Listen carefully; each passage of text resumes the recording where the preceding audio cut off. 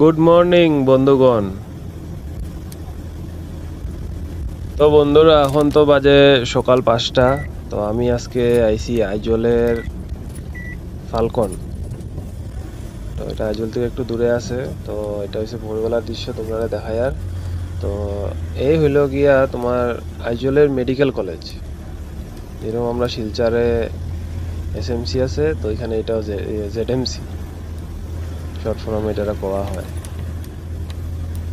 তো বন্ধুগণ, আমি তো সারা তো চলে আইছি। তখন আমি মোটামুটি জাকাত যাই গিয়া। আমি একটা তোমরা দেখাই সকালের দৃশ্য।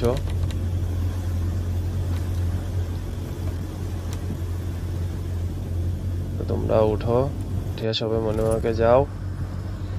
তা আমি মোটামুটি জায়গাতে আই গেছি।